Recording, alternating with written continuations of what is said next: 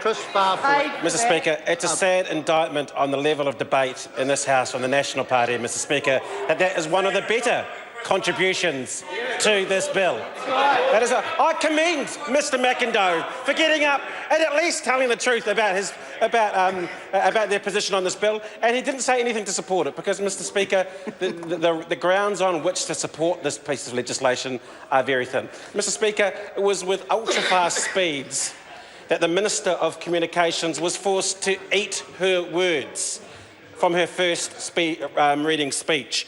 And I will, for the benefit of the House, remind the National Party what Amy Adams said in her first reading speech, and I quote, "The industry will not need to put their prices up or explain to their customers why their bill is changing."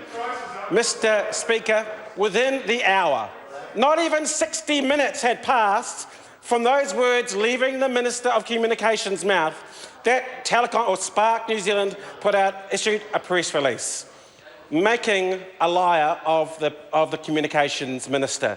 Because, Mr Speaker, that press release says that now the government has confirmed the levy/tax will continue.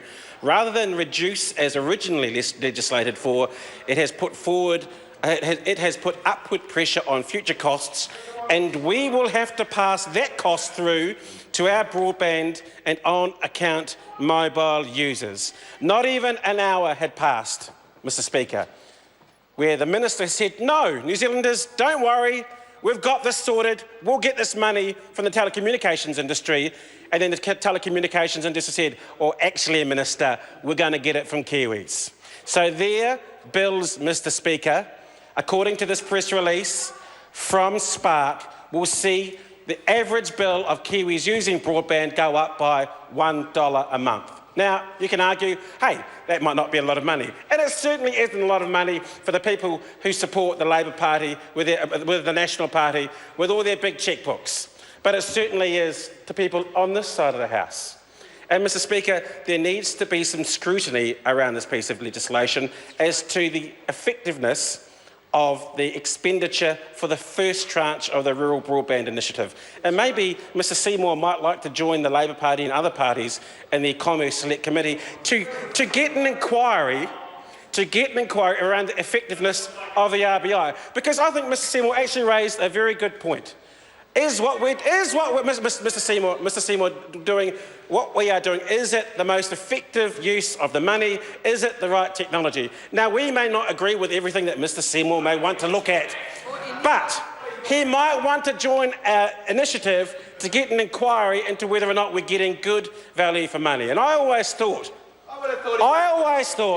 that the ACT Party were the bastions of trying to make sure that every taxpayer dollar was spent well. But no, not tonight. Not tonight. $300 million was spent, Mr Speaker, on the first tranche of the Rural Broadband Initiative. And we want to know, Mr Speaker, if that money has been spent effectively. Now, on that side of the House, we've seen, at the committee stage at least, Mr Speaker, very few speeches. They are lions on their seats, but lambs on their feet. They wouldn't get up and take a call to say, well, this is good spending of $300 million. And at least David Seymour stood up and said, hey, is this money being spent effectively? Are we doing the right thing? And I look forward to Mr Seymour helping us, getting into that select committee, the Commerce Select Committee, a very good select committee, and helping us get our inquiry over the line. And I look forward to you coming to our meeting next Thursday. Mr Speaker, $450 million is not chump change. It's a lot of money. And $300 million has already been spent on the first tranche.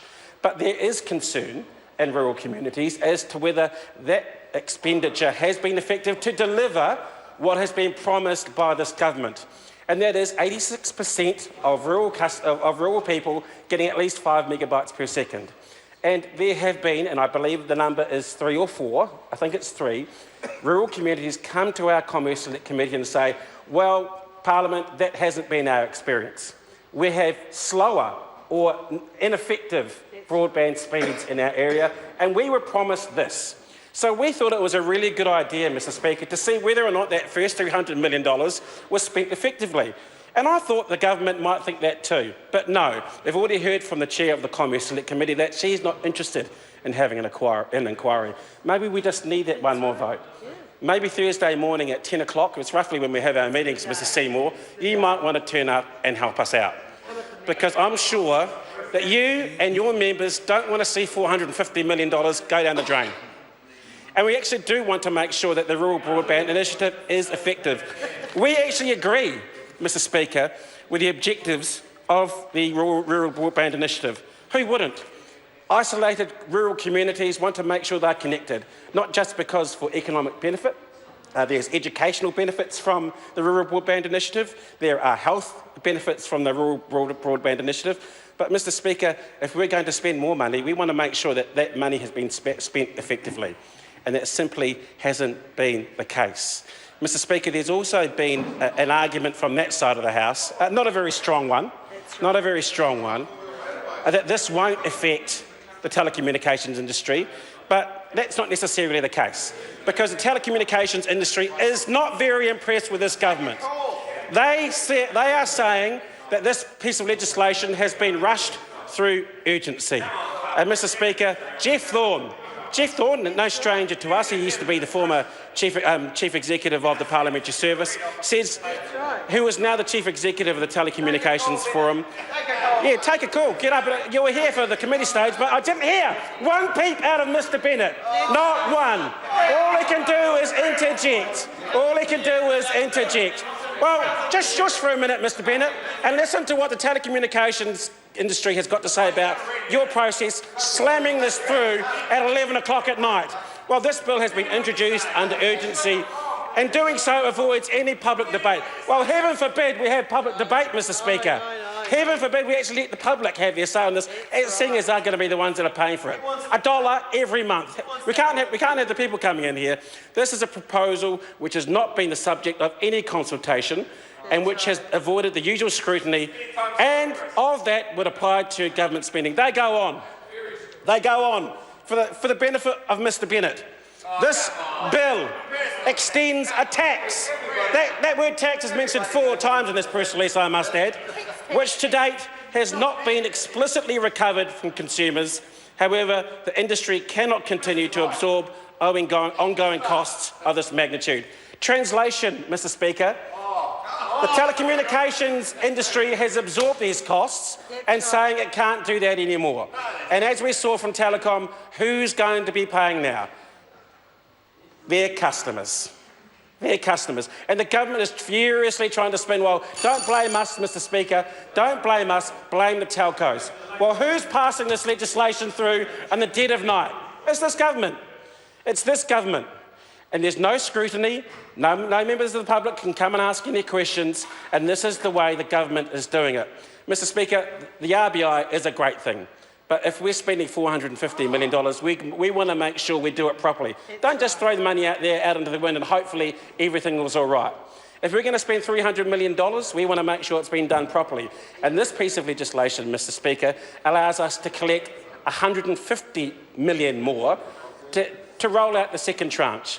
Now, I think that we should take a big deep breath and have an inquiry to have a look if the first tranche worked before you have $150 million more spent. It can be done, otherwise we might be wasting taxpayer money. And I know Mr Seymour hates that, so I look forward to seeing you on Thursday morning at the Commerce Select Committee. It might be your turn to bring the bacon. I call